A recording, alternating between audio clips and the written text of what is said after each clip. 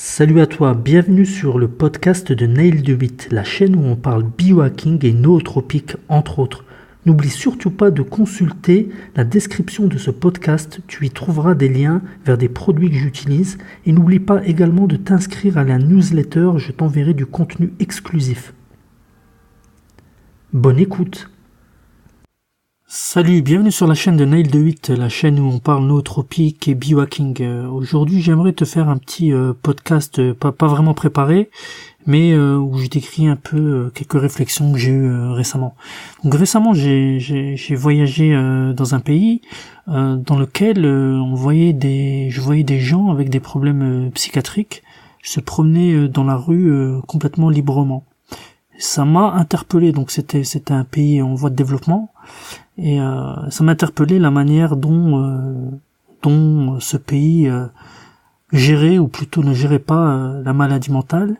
Et ça m'a amené à me demander si la manière dont on gère la maladie mentale dans nos pays est correcte ou pas. En effet, il y a énormément de nos concitoyens qui souffrent de problèmes psychologiques et psychiatriques. Et la plupart du temps, on médicalise tous ces gens-là et on les drogue à base de plein de médicaments, d'antidépresseurs, etc., etc.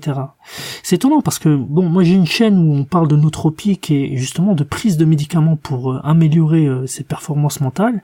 Et je m'en rends compte qu'il y a toute une partie de la population qui se bat contre la prise de médicaments et de psychotropes et de psychostimulants qu'on leur administre plus ou moins par force.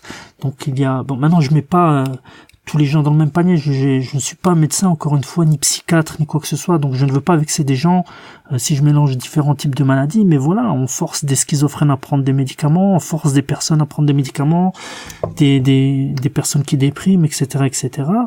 Et déjà une réflexion que je me suis faite, c'est doit-on médicaliser ces gens, sauf s'ils sont dangereux pour la société, mais souvent ce qu'on fait c'est qu'on nous cache ces gens-là, donc on nous cache, encore une fois je vais mélanger des types de personnes, ne vous vexez pas, mais on nous cache les handicapés, ils sont dans des structures à part, on nous cache les malades mentaux, on les enlève de l'école, on les met à part, et du coup j'ai l'impression qu'on crée un monde merveilleux pour l'homme moyen, afin qu'il pense que la vie est juste et bonne et qu'il doit aller travailler, payer ses impôts et fermer sa gueule, tout ça tout en lui cachant la réalité, en fait, la dure réalité de la vie, qu'en fait on vit pas dans un monde égal. Bon, c'est une banalité ce que je dis, mais on vit dans un monde avec beaucoup de problèmes à droite à gauche. Et la question est aussi de se demander, c'est une réflexion banale, mais qui est le fou vraiment? Est-ce que ce sont les fous, les gens qui ont pété les plombs parce qu'ils n'arrivent pas à s'intégrer dans une société dans laquelle ils trouvent pas de sens?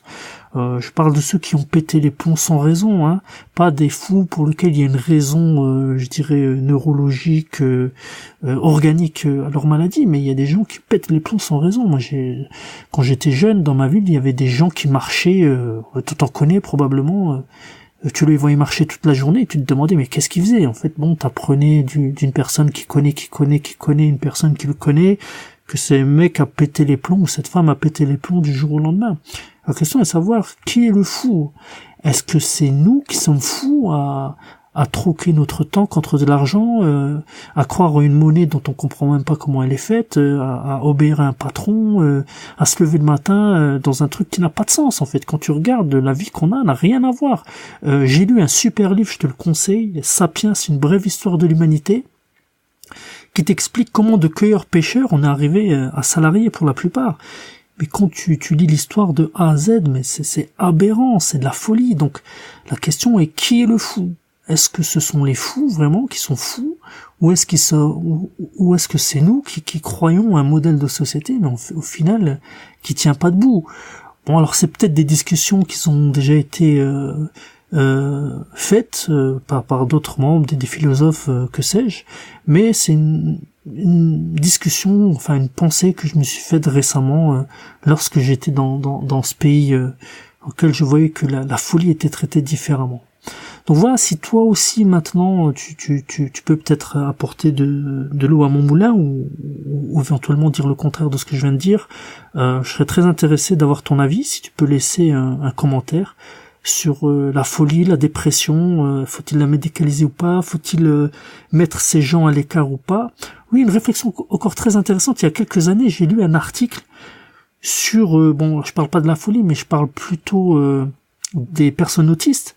Au final, si ça se trouve, on se prive de personnes qui ont des dons et qu'on enferme et qu'on cache. Par exemple, quelqu'un avait proposé il y a quelques années d'utiliser entre guillemets les autistes pour détecter des terroristes, parce qu'ils avaient un don d'observation que nous on n'avait pas, qu'ils avaient une intuition que nous on n'avait pas, et peut-être qu'également on a à côté de nous dans les hôpitaux psychiatriques ou même parmi les gens qui sont dépressifs ou des choses comme ça, ils ont peut-être d'autres dons, d'autres qualités qui pourraient faire évoluer la société dans un bon sens. Après, il faut encore savoir quelles sont ces qualités, qu'est-ce qu'ils pourraient apporter, quel est le regard ou l'intelligence qu'ils pourraient apporter que nous on n'a pas.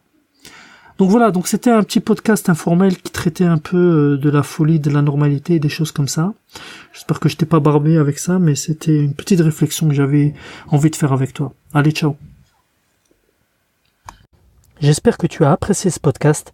Comme d'habitude, n'hésite pas à consulter la description de ce podcast. Tu pourras t'inscrire à ma newsletter et consulter un lien vers un fichier où je mets tous les liens vers les produits que j'utilise.